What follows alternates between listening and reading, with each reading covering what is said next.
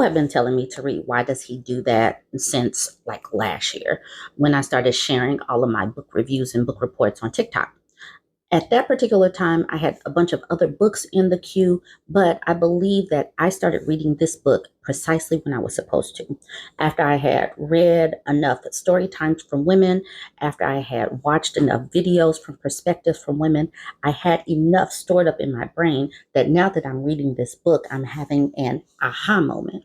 And I want to share a couple of pieces with you because then I'm going to attach one of my friends' videos who is going through a divorce right now because she's having an aha moment as well.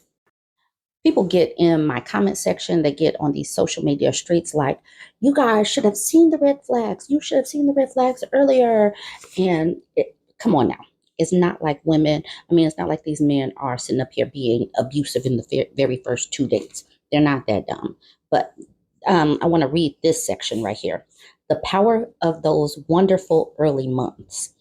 The partners of my clients have described to me the many ways in which the glowing beginning of a relationship with an abusive man can serve to entrap a woman, including, like any love-struck person, she runs around telling her friends and family what a terrific guy he is. After talking him up so much, she feels embarrassed to reveal his mistreatment when it begins, so she keeps it to herself for a long time. She assumes that his abusiveness comes from something that has gone wrong inside of him. What else is she to conclude given how wonderful he was at first? So she pours herself into figuring out what happened. She has a hard time letting go of her own dream since she thought she had found a wonderful man. She can't help wondering if she did something wrong or has some great personal deficit that knocked down their castle in the sky. So she tries to find the key to the problem inside of herself. I kind of feel like this is what happened with my friend as we have been talking back and forth about what kind of man he is. So she and I were going back and forth, and she told me what he is, and I figured out the description based in this book. All right, so let's talk about Mr. Right. Mr. Right considers him the ultimate authority on every subject under the sun. You might call him Mr. Always Right. He speaks with absolute certainty, brushing your opinions aside like they're annoying gnats. He seems to see the world as a huge classroom in which he is the teacher and you are his student. He finds little value in your thoughts or insights, so he seeks to empty out your head and fill it up with his jewels of brilliance. When Mr. Right sits in one of my groups for abusive men, he often speaks of his partner as if she were in danger from her own idiocy, and he needs to save her from herself. Mr. Right has difficulty speaking to his partner or about her without a ring of condescension in his voice. And in a conflict, his arrogance gets even worse. Mr. Wright's superiority is a convenient way for him to get what he wants. When he and his partner are arguing about their conflicting desires, he turns it into a clash between right and wrong or between intelligence and stupidity. He ridicules and discredits her perspective so that he can escape dealing with it.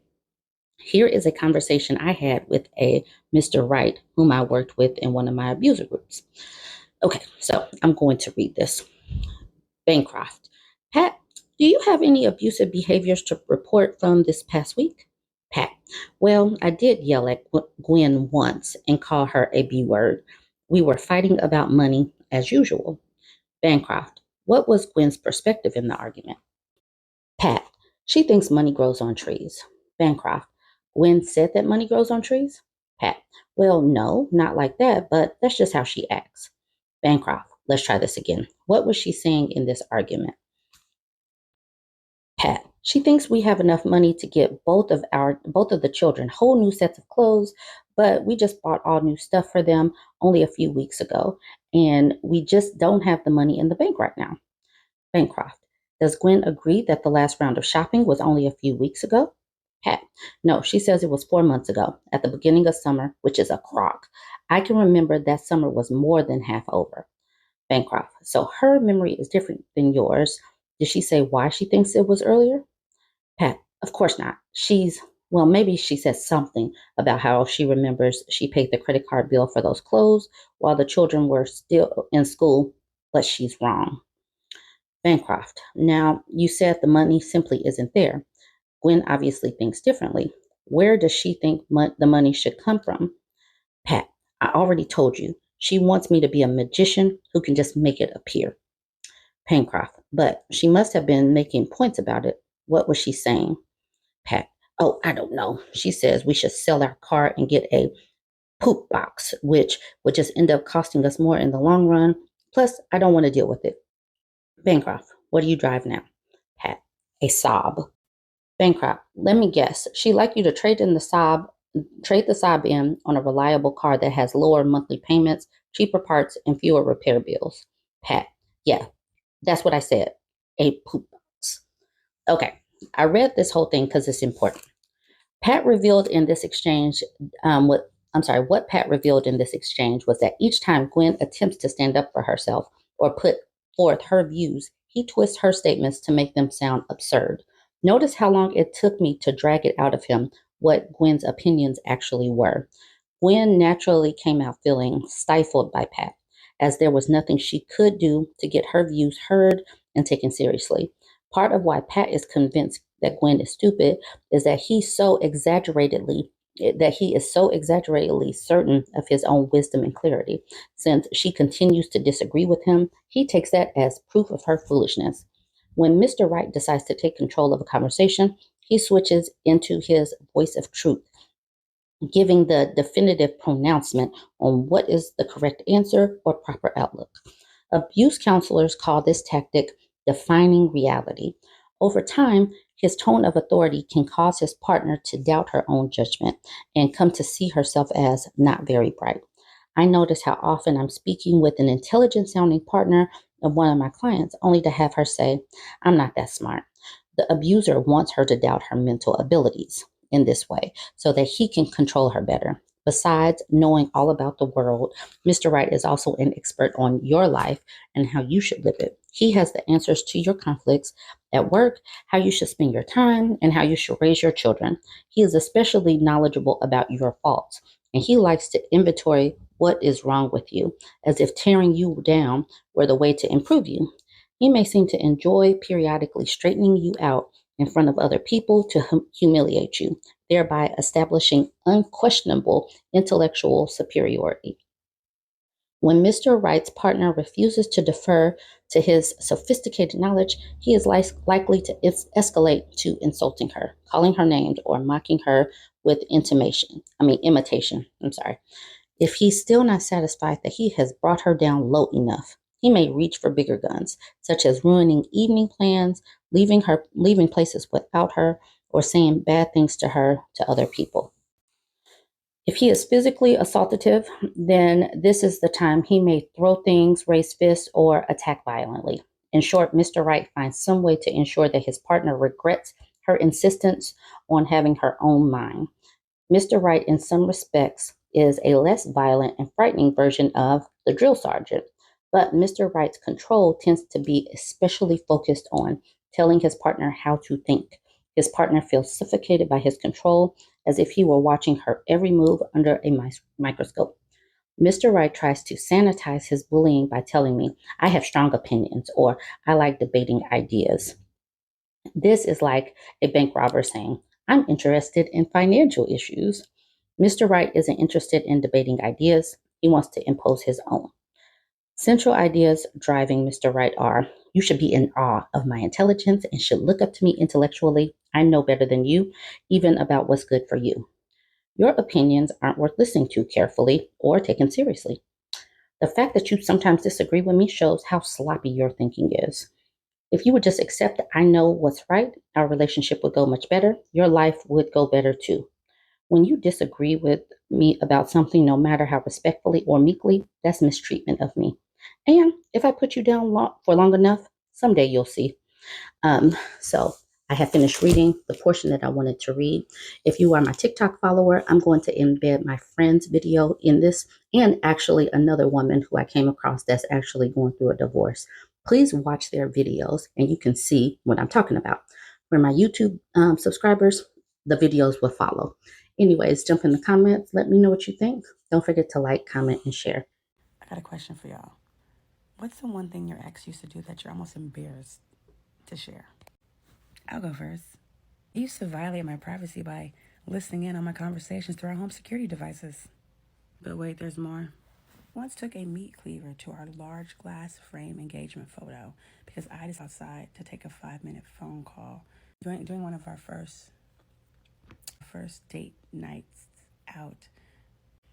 He never gave me a mailbox key to our own house. I wasn't allowed to park in the garage because I wasn't responsible. Oh, I can do this all day. But seriously, what I did not realize that I do realize now is that I was in a DV relationship. I had no idea that it looked like something out of a fucking Lifetime movie that you couldn't even spot across the room. Like, where's Waldo? No, I was Waldo. Everybody else found me, but I just didn't find myself. No, but seriously, I say that not to make anything light of it, but to let you guys know that I had suppressed all of my negative feelings and all of my negative thoughts, that when anything bad came up, I literally told myself it didn't happen. It didn't exist. I literally was living in a delusional land in my own brain. And anything happy, anything amazing, which was plenty of great times with having kids, going on vacation, succeeding in life, hitting goals, any of those great things that actually happened, which forced me to take all that pain and hurt and further bury it deeper. And that shit is toxic behavior. And that is not normal behavior at all. And I have now come to a space where all that stuff I had to suppress just to survive. If it was the fact that my mom told me I was an accident quite often by calling me a diaphragm baby. And like everything happy and good was my reality, not the stuff that was sad or bad or fear. Even in past relationships, the things that I was too afraid to face and I just ran from. All that shit is coming up now, and it's resulting in a whole lot of damn tears. And I can just say that this is the space that God has me in, because next year, He don't want to hear me talk about my divorce. He wants me to be focusing on the things He has for me, which I'm already doing anyway, but He's like, nope, no more Shayla. Like, no more divorce talk. I want you to focus on everything that your heart desires and start talking about that more. I am so excited for the places He's taking me. If you guys don't know about DV relationships or have not experienced or have been in one, I want you to do your research. I'm doing mine. And I hung around this long and you haven't figured it out yet, but the reason why I left my situationship is because I was in a narcissistic, abusive marriage. But I'm not anymore. I found my voice. I'll never lose it again. Let me just say this. The more I've had an opportunity to share my business with y'all, the more y'all keep showing up for me. This shit is so healing. Like, walking in my truth and being real with myself and walking in my honesty, I really feel like I owe y'all something, like more than I owe myself something. I know this sounds crazy, but I feel like at this moment in my life, seriously, I have to hold myself accountable to wanting to live the best life possible. And because I've been so open in my journey, it's allowed me to see, like, well, who is this person? A lot of times I'm like in the mirror, like, wow, I like the person that I am. I like the person I'm becoming. I like the person I'm evolving to. And I'm like, okay, how else can I evolve? How else can I go and learn? So I'm doing whatever I can possibly do within the work, within my own self-healing, my journey, just continue to be authentic. And what that looks like for me is really to further my healing, right? And I like going on these journeys. And the moment I decided to walk away from my marriage, and I'm talking about, I did not plan this. I did not plan in June to leave my marriage. Though I asked for a divorce back in August of 2022, I honestly thought changes were going to be made. And one day when I woke up with the clarity, with revelation, with friends that are family praying over me and me purging, and Lord have mercy, the insight and the vision that God gave me resulted in this. I'm out. You can't leave. You watch me. Deuces. Really pieced out. And from that moment, I now have to hold myself accountable for living the best life that I possibly can. When I was 41, I left my husband. And I'm going to give you the 3 reasons that were the main catalyst behind that decision to finally leave. Welcome to my life, where I'm sharing my life year by year. Playlist below. So for those of you following along, you already know that financially, And as far as letting my children go, this is not at all the marriage that I had signed up for. But I was fighting, and I was fighting really hard. I was begging almost daily to go to counseling and was being told no every single time. So in the fall, the year before I left him, he came to me and he said, just so you know, my parents are taking me and my son to Hawaii for spring break, this coming spring break, and you and your daughter are not invited. It's important to note we've already been married for 3 years at this point, and our children have grown up together. They're the exact same age, and they've grown up together since they were 5, and they're now 12 and 13 years old, and you're going to take one kid to Hawaii for spring break and not the other. So I asked him, are you okay with that? Like, are you legit okay with that? His parents would do this stuff all the time. They would just schedule things and like for his birthday and stuff and not invite me and not tell me, and I would find out later. And this was always acceptable to him, and I told him this wasn't acceptable to me and I wanted to go to counseling, and again he said no. So now we're approaching Christmas, and my oldest daughter is away at college, and she calls me and tells me that she's coming home for Christmas, but she's not going to stay with us because my husband makes her feel like an unwanted house guest. And so I told him that that is not going to fly with me and that we needed to go to counseling and work this out. And he said, no, you can go to counseling on your own, but I'm not going. I almost left him that Christmas day. I actually got in my car to leave, but I didn't. And this whole situation sent me down into a really deep depression where I was, drinking wine or using marijuana, whatever I could to numb the pain that I was in. It was absolutely horrific and terrible. And no, I didn't have my daughter home at Christmas because of that. But the final straw was something so simple. And a friend had advised me that I should start recording conversations, the tough conversations that I was going to have with him, because she advised me that if I could play him back and listen to him from a third party, that perhaps I would change my mind about what I was hearing and would it would be acceptable for me if I was a third party hearing somebody being treated this way. So I did just that. And at the end of this, I'm going to play the recording for you. But the final straw was we were getting 2 feet of snow in one night. And we live at sea level, so that's very, very rare. And we had a 2-car garage, and even though we were married, he would park his car and his piece of crap, $700, not exaggerating, it was $700 truck, in the garage. And every morning we'd leave about the same time for work, and he'd roll right out and drive off, and I would be out there defrosting my car or scraping it because he wouldn't allow me to park in the garage. So right before that snowstorm in February, I sat him down and I asked him if just for these few days with the snowstorm, may I please park my car in the garage? And he said no. Would you believe it took that to finally get me to realize that this man did not love me and doesn't love me? He never loved me.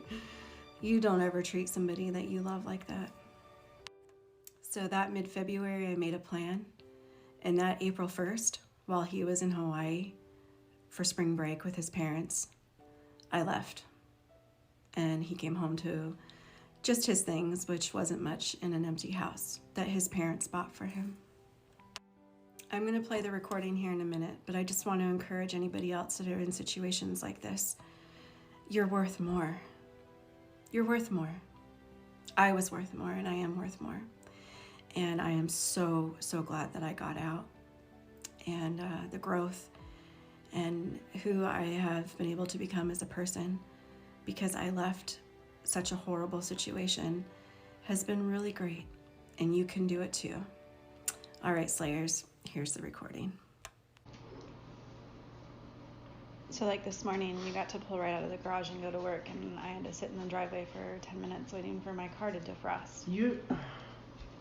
So I just was wondering if for like the next few days when it's super cold, if I could park in the garage too.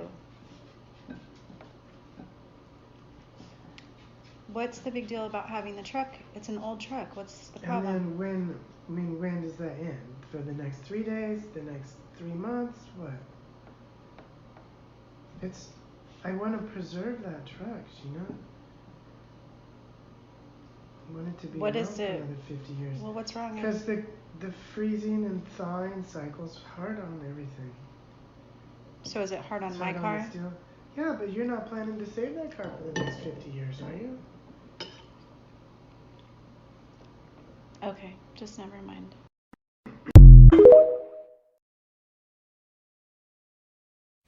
When I was 42, my divorce was finalized and my healing journey really began. Welcome to my life, where I'm sharing my life year by year, playlist below.